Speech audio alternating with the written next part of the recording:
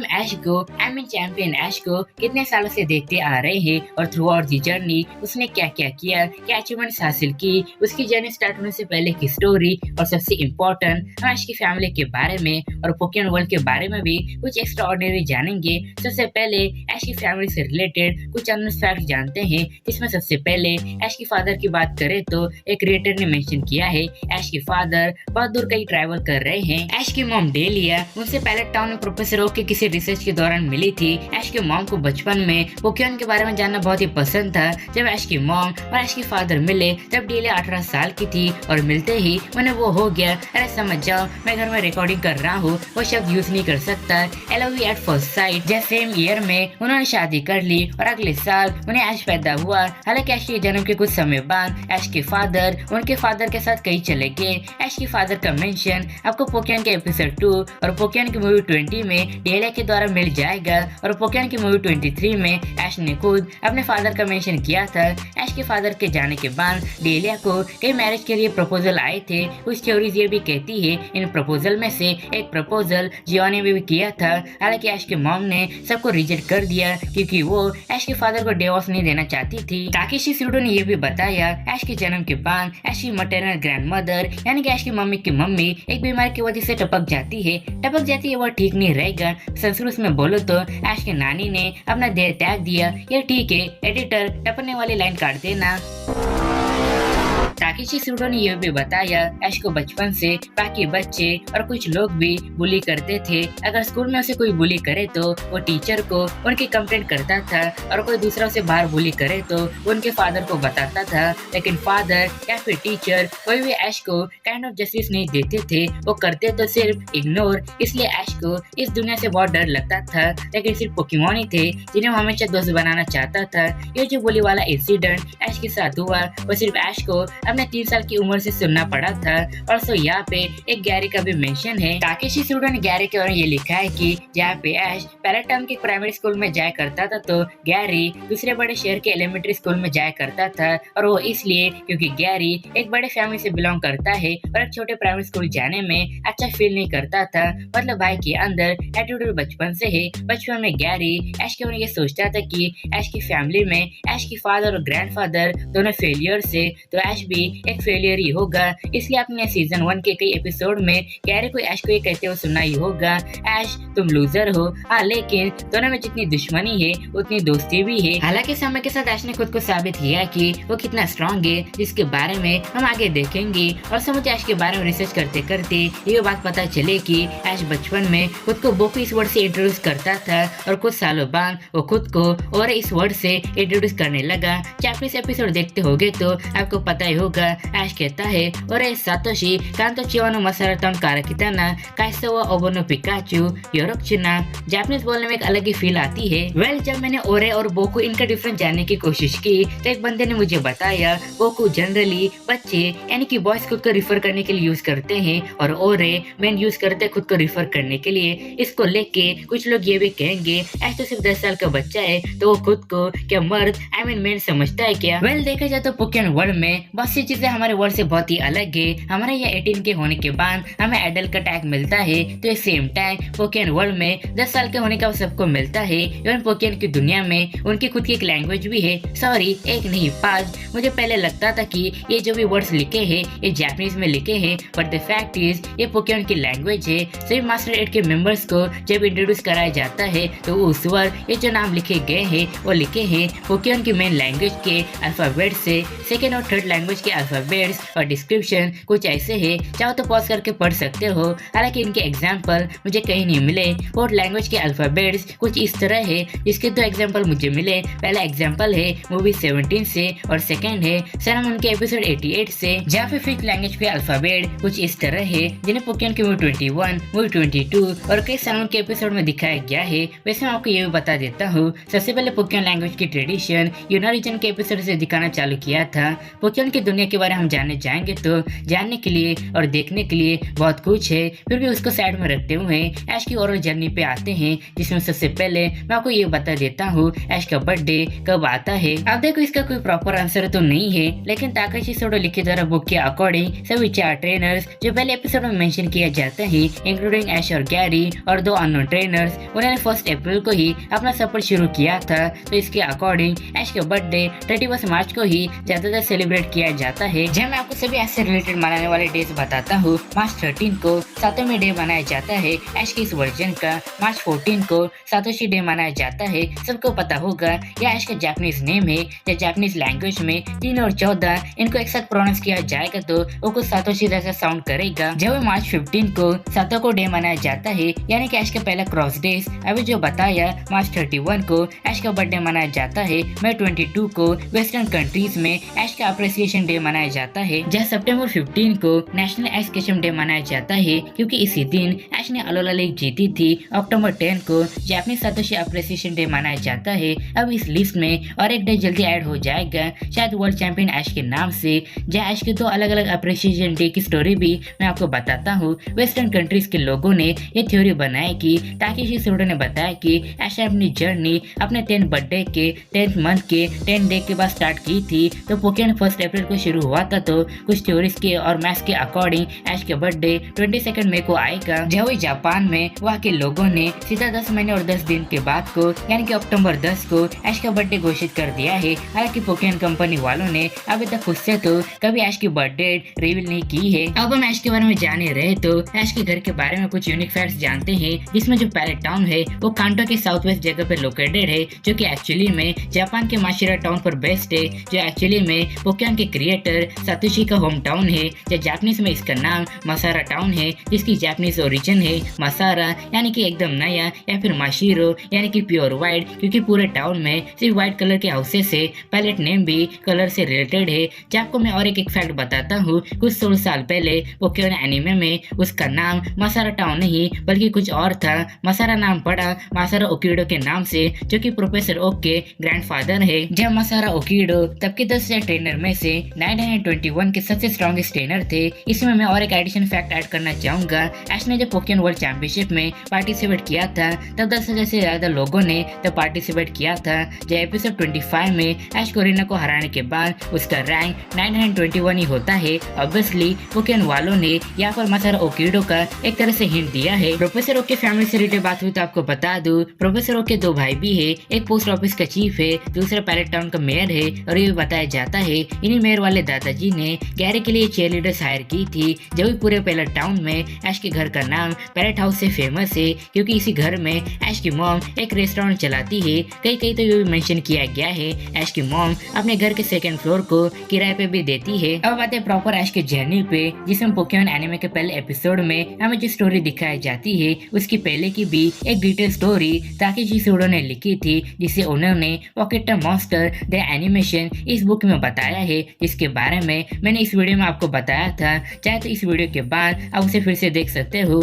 सबको पता है एपिसोड की शुरुआत होती है ऐश को इंट्रोड्यूस करके, जिसमें आपको ये तो याद ही होगा जब ऐश की मॉम उसे सोने को कहती है तब वो लेट सोता है और सपने में जब पोकेमॉन चूज कर रहा होता है, जिसमें ऐश पोकेबॉल का क्लॉ तोड़ देता है। जिसे आप देखोगे तो उसमें कंप्लीट 4 बजे हैं। और जब जर्नीज के एपिसोड 1 में ये सीन रीएनिमेट करके दिखाया जाता है, तब भी उसमें 4 बज रहे होते हैं। आप सोच रहे होंगे अरे वाह क्या मस्त कंटिन्यूटी है, तब सही भी सोच रहे हो और गलत भी। इसी एपिसोड 1 में समर कैंप के लिए जब सब इकट्ठा होते हैं तो प्रोफेसर बोलते हैं एक बच्चा आने वाला है, लेकिन वो शायद लेट हो गया है। बल तभी ऐश जब 6 साल का था तब का सीन दिखाया जाता है, जिसमें ऐश ने एक पोके क्लॉक को फोड़ा है और उसमें 7 बजे हैं। इसमें आपको एक फैक्ट बताता हूँ, ताकेशी सोडो ने बताया है ये पोकेबॉल जो है उसे ऐश की मॉम ने ऐश को उसके 10वें बर्थडे के दिन दिया था। तो 6 साल की उम्र वाले ऐश के पास वो कैसे आया? वेल अपन लॉजिक को गोली मारते हुए 10 साल वाले ऐश के पास आते हैं, जो कि जब लेट होता है और अपना पहला पोकेमॉन लेने जाता है, जिसमें ऐश की फर्स्ट चॉइस स्क्वार्टली होती है और यही चॉइस गैरी की भी होती है। और आगे के एपिसोड में जब ऐश बल्बासोर, चार्मेंडर और स्क्वार्टल इनको जब पकड़ता है, तब इनमें पहले ऐश स्क्वार्टल को ही पकड़ता है। अब देखो एक प्रोफेसर के पास हमेशा एक्स्ट्रा स्टार्टर पोकेमॉन होते हैं। एग्जाम्पल के तौर पे जब आज प्रोफेसर सिकमोर से रॉकी को लेके जाता है, तो उसके अगले दिन ही ही सेरेना भी अपना पहला पोकेमॉन लेने आती है तो वहाँ पे दूसरा एक फ्रॉकी होता है। तो सिमिलरली प्रोफेसर ओक के पास भी एक्स्ट्रा स्टार्टर्स होने चाहिए, लेकिन प्रोफेसर ओक ऐश को पिकाचू देते हैं। अब देखो इसके पीछे भी एक थ्योरी है, लेकिन मेरे अकॉर्डिंग ये थ्योरी पूरी तरह से सच है। जब मूवी 4 में जो सैम नाम का लड़का दिखाया जाता है वही बचपन के प्रोफेसर ओक है। इसके ऊपर आपने कई थ्योरी वीडियोस देखी होंगी, लेकिन मैं आपको मूवी में दिखाया गया ही सीन दिखाता हूँ। जैसे मूवी के जापानीज वर्जन के आप एंड क्रेडिट सीन देखोगे तो आपको दिखेगा प्रोफेसर ओक एक किताब ढूंढ रहे थे और वही दूसरी तरफ एक्सीडेंटली ट्रेसी को किताब मिलती है, जिसे देख के आप समझ जाओगे ये सैम की किताब है। अब देखो जापानीज मूवी में सैम का नाम युकिनारी होता है और प्रोफेसर ओक का जापानीज नेम है युकिनारी ओकिडो। अब समझ में आया गंगाधारी शक्तिमान है। प्रोफेसर ओक ने बचपन में जान लिया था पिकाचू ऐश का फर्स्ट पोकेमॉन है और उनमें बहुत बनती है, इसलिए बड़े होके प्रोफेसर ओक ने ऐश के लिए पिकाचू ढूंढा। अब उन्हें वो कैसे मिला इसकी स्टोरी तो नहीं बताई गई है। ऐश को पिकाचू तो मिल गया, लेकिन आपको पता होगा उनमें कभी पहले बने नहीं, लेकिन एपिसोड के एंड आते आते उनमें वो गहरा बॉन्ड बन जाता है। जो एपिसोड के एंड में ऐश और पिकाचू को वो दिखता है जो कि असल में जोटो का गॉड पोकेमॉन है। अपेरेंटली तब ये गोल्डन कलर में दिखाया गया था, पर इसका रीजन तो कोई बताया नहीं गया, लेकिन मेरे हिसाब से शायद क्रिएटर्स ने ओहो का तब तक प्रॉपर कलर डिजाइन नहीं बनाया होगा। वैसे सीनों तक ऐश ने ओहो को मोस्ट ऑफ द टाइम उसके जर्नी के स्टार्टिंग में देखा है, जहाँ पे ओहो की पोकेडेक्स एंट्री ये कहते हैं कि जो भी ओहो को देखता है उसे हमेशा खुशी मिलेगी। पता नहीं ऐश पे अप्लाई होता है या फिर नहीं, हो या ना हो टापू कोको ने ऐश की जीत के लिए प्रे किया है तो पक्का जीत जाएगा। ऐश की जो ओवरऑल फर्स्ट बिगिनिंग सीरीज में पर्सनालिटी दिखाई गई है वो कुछ ऐसी है जिसमें पहले दिन से जब ऐश ने सफर शुरू किया तब ऐश को दिखाया गया है वो कितना पोकेमॉन से प्यार करता है। इस सीरीज का ऐश चाहता था वो अपने राइवल से यानी कि गैरी से ज्यादा पोकेमॉन पकड़े। एवं ऐश ने पहले एपिसोड में कहा था वो इस दुनिया के सारे पोकेमॉन पकड़ेगा। आज तक ऐश ने सिर्फ जितने पोकेमॉन है उनके 10% पोकेमॉन पकड़े हैं एज ऑफ जेन 8। आगे के एपिसोड में से फोरशैडो करते हुए कुछ ऐसा दिखाया गया है जिसमें ऐश गैरी को कहता है ज्यादा पोकेमॉन पकड़ना इम्पोर्टेंट नहीं है, जिन्हें तुम पकड़ रहे हो उन्हें तुम्हें हमेशा टाइम देना चाहिए और उन्हें अपना दोस्त बनाए रखना चाहिए और इसी से पोकेमॉन स्ट्रॉन्ग बनते हैं। वेल ऐश तुमने खुशी खुशी अपने बहुत से पोकेमॉन को रिलीज किया है और बहुत से पोकेमॉन लाइन में पड़े सड़ रहे हैं, कब दोगे उनको टाइम? अच्छा है ऐश ने 900 पोकेमॉन नहीं पकड़े। बिगनिंग सीरीज के ऐश को ज्यादातर फनी दिखाने की कोशिश की है और वही दूसरी तरफ आप ये भी कह सकते हो थोड़ा सा डम भी। इस सीरीज के ऐश ने ऐसे कई डिसीजंस लिए हैं जो डम कहलाते हैं। पहले तो ऐश अकेले ट्रैवल करना चाहता था, लेकिन मिस्टर ब्रॉक के साथ ट्रैवल करने के बाद ऐश का ओपिनियन बदला और सच कहो तो इन्होंने ही ऐश की फर्स्ट सीरीज में सबसे ज्यादा हेल्प की है। इस बिगिनिंग सीरीज में ऐश ने 3 अचीवमेंट्स हासिल की।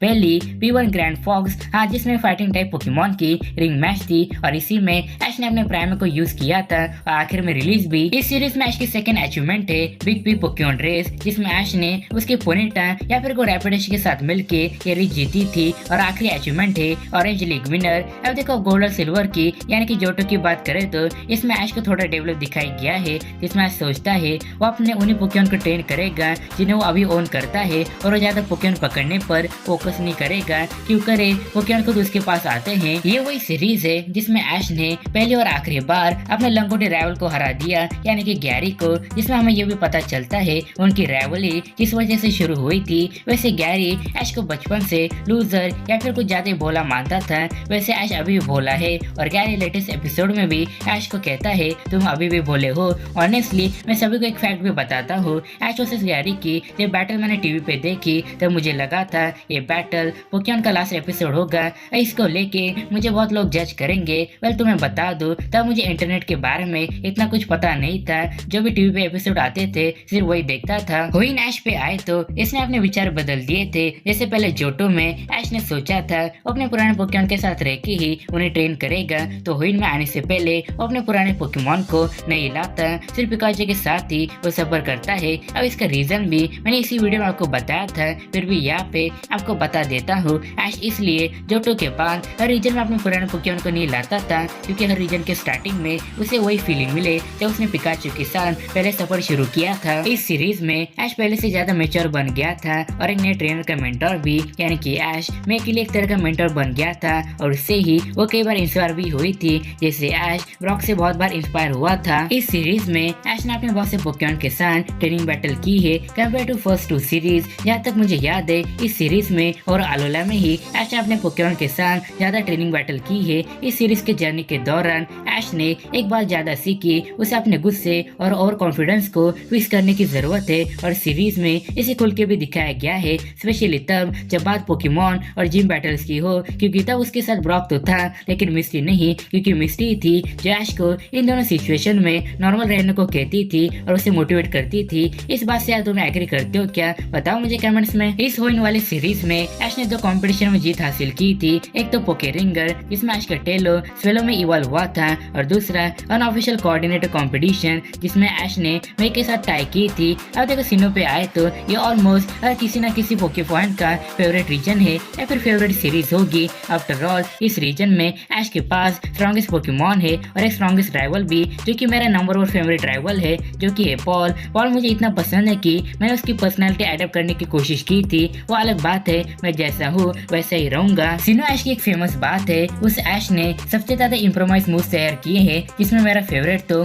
काउंटर शील्ड है, जिसे आने वाले एपिसोड में ऐश पॉल के अगेंस्ट फिर से यूज करने वाला है। और दूसरा मेरा फेवरेट है आइस एक्वाजेट, जिसे कौन नहीं भूल सकता है। जवोई पे बात करें यूनो की, खैर छोड़ो, इसके ऊपर क्या ही बात करना। सबसे हेटेड रीजन है सभी फैंस का। इसी से रिलेटेड मैं आपको सिर्फ एक फैक्ट बता देता हूँ। पोकेमॉन का सबसे पहले जो मैंने एपिसोड देखा था वो था ब्लैक एंड व्हाइट का एपिसोड 1। मेरी पोकेमॉन की देखने की जर्नी यूनो से ही शुरू हुई थी। तब ये सीजन कार्टून नेटवर्क पर नया नया आया था, शायद 2013 या फिर 2014 में। आप बताओ कमेंट्स में आपने कौन सा पोकेमॉन का एपिसोड सबसे पहले देखा था। अब बात करते हैं most of the fan favourite reason या फिर कोई सीरीज कालोस XY। इसमें कोई डाउट नहीं कि पोकेमॉन एनिमे में सबसे ज्यादा मेच्योर एज जो दिखाई गया है वो XY की सीरीज में दिखाई गया है। ऐसा सभी फैंस को लगता है, कोई ये नहीं पूछेगा मुझे क्या लगता है। इसके ऊपर नो कमेंट्स। कोई सी भी सीरीज में ऐश कितना भी स्ट्रॉन्ग दिखाया हो या फिर ना दिखाया गया हो, लेकिन हर एक सीरीज में ऐश में एक बात कॉमन दिखाई गई है जिसे तुम कभी डिनाई नहीं कर सकते। बैटल को लेके या फिर पोकेमॉन को लेके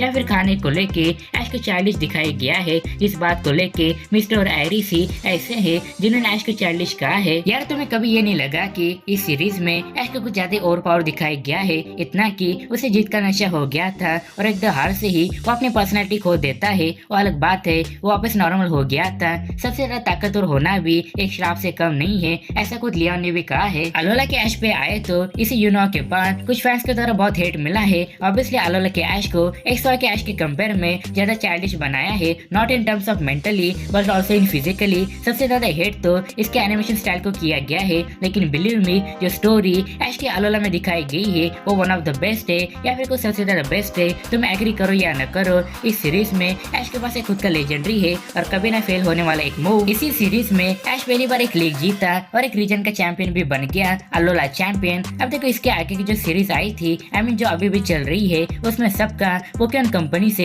एक ही सवाल था, ऐश को अलोला चैंपियन कब दिखाएंगे, जिसमें एपिसोड 76 में गो के सामने इसका मेंशन हुआ। और अब रिसेंट एपिसोड में जब ऐश अलोला गया था, उसमें तो सभी लोग उसे चैंपियन चैंपियन ये कह के चेयर कर रहे थे। लोग ऐश को कहते हैं तुम अलोला को रिप्रेजेंट कर रहे हो, तुम्हें जीतना होगा मास्टर टूर्नामेंट में। और फाइनली ऐश को रियलाइज होता है वो है अलोला का चैंपियन। जिसमें खास बात यह है कि पोकेमॉन वर्ल्ड चैंपियनशिप में ऐश को फाइनली नुस्टारो कांटो इस नाम से नहीं बल्कि अलोला चैंपियन इस नाम से इंट्रोड्यूस किया जाने वाला है। हालांकि कुछ समय बाद ऐश को इंट्रोड्यूस किया जाएगा एज ए वर्ल्ड चैंपियन, जो कि ऑब्वियसली वो बनने वाला है, जिसका आर्ट आप भी देख सकते हो, जिसमें ऐश ने लियोन की कैप पहनी है। वैसे मैं ऐश के वर्ल्ड चैंपियन बनने से ज्यादा इस बात को जानने के लिए एक्साइटेड हूँ जेन 9 में ऐश क्या करेगा, अपने वर्ल्ड चैंपियन के स्टेटस को संभालेगा या फिर जैसे उसने वर्ल्ड चैंपियनशिप बनने से पहले ये कहा था कि वर्ल्ड चैंपियन बनना उसका सिर्फ एक स्टेप है, तो बाकी के स्टेप उसके दिखाए जाएंगे क्या। चलो जाते जाते मैं आपको एक फैक्ट बता देता हूँ। ऐश की ये जो हैट है उसमें एक हिडन डिटेल है, ये जो ग्रीन सिंबल है वो अर्थ यानी कि वर्ल्ड को रिप्रेजेंट करता है और सी चैंपियन को, और ये जिसकी हैट है उसका नाम जोड़ा जाए तो वो होगा वर्ल्ड चैंपियन सातोशी।